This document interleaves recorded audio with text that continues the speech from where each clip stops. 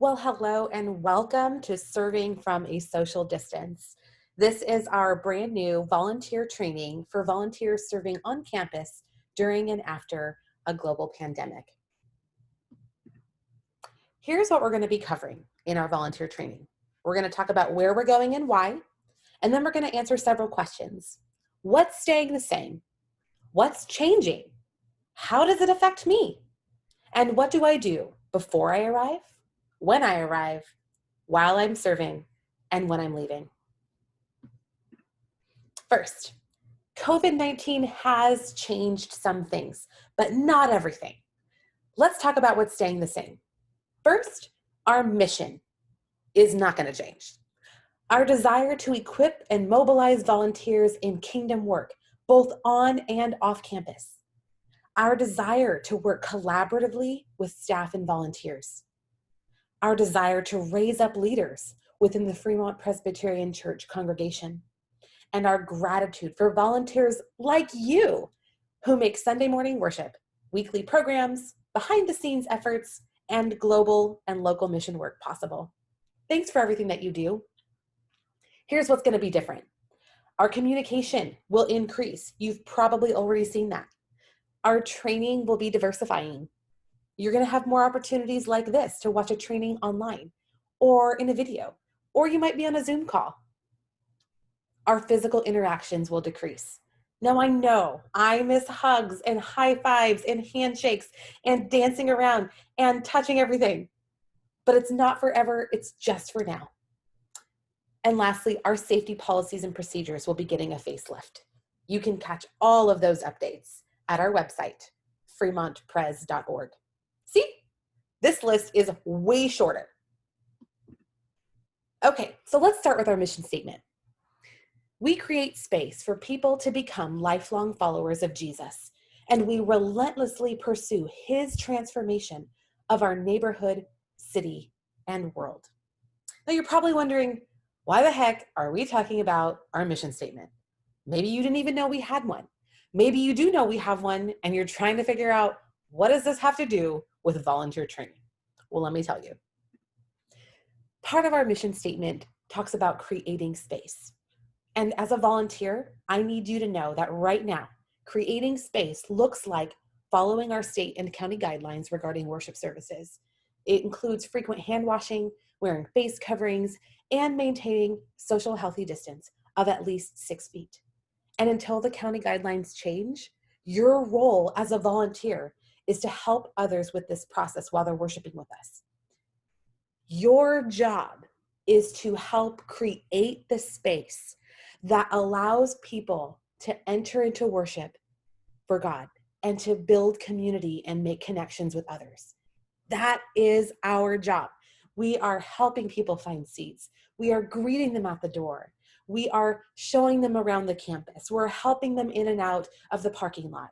We are creating a space where people feel safe, secure, welcomed, and loved. That is what you're doing. You are literally living our mission statement. Go you. Now, before you arrive, there are several things that you're going to need to do. First, you're going to need to make sure that you complete any required training. You're going to be diligent about your own health because we love and care about you. And you're going to learn about Fremont's updated safety policies put into place in response to COVID-19. We're going to go over that in a minute, but here's where we're going to go. First, you're going to complete training. In addition to this training, your ministry leader may have role-specific training. For example, if you're working in the parking lot, you may not need to know what happens over in the bathroom area. If you're working in children's ministry, you may not need to know what the ushers are doing. Okay? So be sure to check with your ministry leader and make sure that you know what specific expectations and practices apply to your ministry area. And at any time, if you are unclear or you have a question about something, do not hesitate to ask a question or ask for clarification. Take care of yourself. Wash your hands at home a lot. Screen yourself at home all the time. And wear your face covering whenever you're indoors in public and you cannot maintain a healthy social distance. We really care about you. And before you come, we need to make sure that you are super healthy. And we want you here. So these things are things that you want to incorporate into your regular daily practices if you haven't already done so. And I'm sure you have. Here's the screening checklist that I mentioned. Before you come to your volunteer shift, you're going to want to ask yourself these questions. Do you have any of the following symptoms? A fever over 100.4 degrees Fahrenheit, a frequent cough, typically a dry cough, any difficulty breathing, chills, muscle pain, sore throat, recent loss of taste or smell? Does someone live with you and have COVID-19? If you answer yes to any of those questions, you can go ahead and give your ministry leader a call and say, I am so sorry, but I am not able to answer no to all of the screening checklist questions. And so unfortunately, I can't come today. And they are going to say, thank you so much for taking care of yourself and for caring about others. We'll see you next time. Okay? Next, I know this feels like kindergarten. It feels like kindergarten to me, but we're all going to be washing our hands a lot more. So before you come, wash your hands thoroughly with soap for 20 seconds and then rinse with warm water. You might sing the happy birthday song or read Psalm 23 aloud to yourself. I put something on my bathroom mirror so that it helps me to slow down and wash my hands thoroughly. Face coverings. For the protection of others and to comply with CDC recommendations as well as recent state orders, we ask that everyone wear a face covering on Fremont's campus. It's important to note that they do not protect the wearer and they are not personal protective equipment, also known as PPE. They do not replace the need for physical distancing and frequent hand washing. They must cover the nose and mouth. You must wash and sanitize your hands before and after using or adjusting your face covering. And also avoid touching your eyes, nose, and mouth. Fremont's reopening guide. You're going to want to familiarize yourself with the most current version of Fremont's reopening plan. You can check the website regularly for any updates at fremontpres.org. Also, check with your ministry leader before your next shift to see if there have been any important changes that affect you. Now, when you get here are a few things that you're going to want to do. Number one, wear your face covering. When you get on campus, go ahead and put on your face covering and then wash your hands.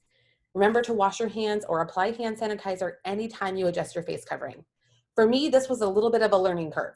I touch my face all the time, I find. So I have learned over time to not touch my face or adjust my covering. So make sure that you apply it securely and comfortably so you can avoid frequent pit stops.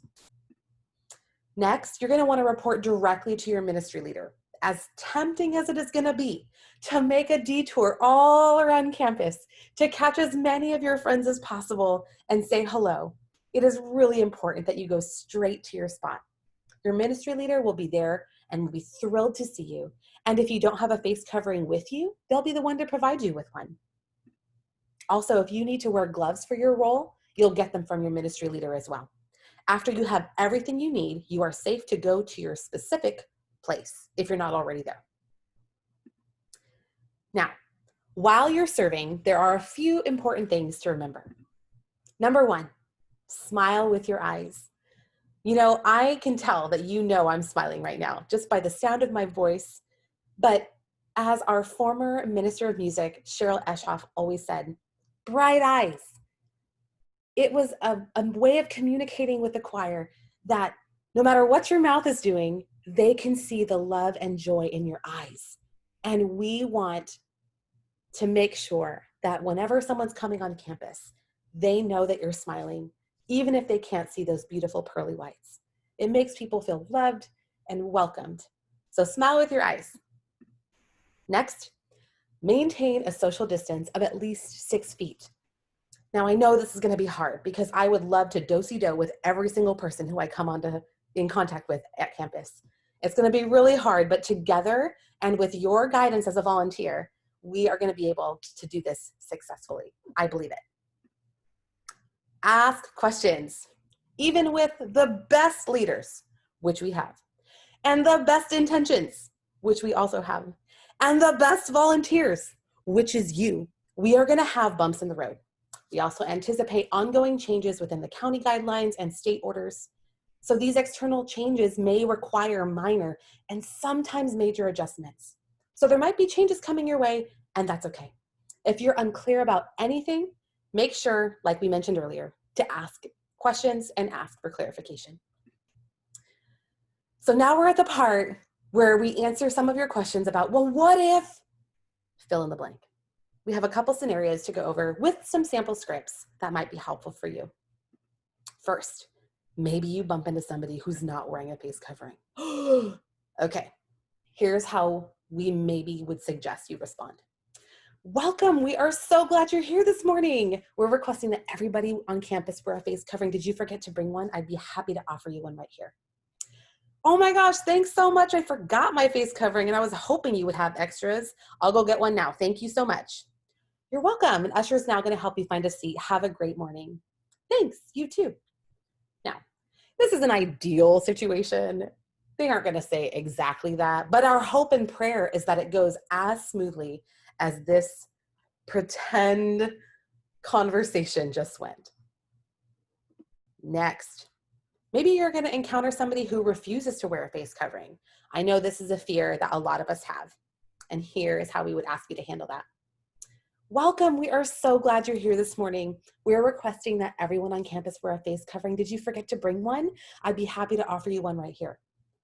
No thanks, I don't want to wear one. Oh, I'm so sorry you feel that way. I know it's so inconvenient. For the safety of our entire church community, we really must insist. I'm not going to wear one. It's not mandatory, and I can choose for myself. You know, I'm happy to direct you to speak with one of our pastoral pairs right over here. Please follow me. And then you're going to walk them over to one of our pastor elder pairs. It's really important for you to know that we do not expect you to handle or enforce that. You do not need to put yourself in a position where you feel incredibly uncomfortable or feel like you're going to be hurting people's feelings. Please go ahead and give that responsibility and opportunity to our pastoral teams who are trained to care for these people and to handle these situations from a pastoral perspective. Next, people not maintaining healthy social distance. Now, it's important to know that most often when you run into this, it will likely be because people just forget themselves. It's not because people are deliberately trying to mess up your flow, okay? So you might observe people hugging or touching or walking too closely, or just in general not socially distancing from others who are obviously not in their family. We are so glad to see you. I don't want to break up the hug party, but I also don't want to put us at risk of being closed because we don't abide by the state and county guidelines. So sadly, in order to meet for worship, we really have to maintain a social distance of 6 feet.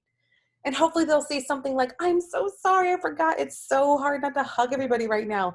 And then you can say, I know, it's so hard, because it is, right? Thanks so much for helping us out though. And if you feel so inclined, you can offer them an enthusiastic air high five from a safe social distance. Next, you might meet or encounter somebody who is displaying symptoms or appears generally unwell. They might be coughing, sneezing, experiencing shortness of breath, or appear feverish, or maybe you overheard them describing some of those symptoms to somebody else. Oh, it's so good to see you. You look like you're not feeling too well today. Is everything okay?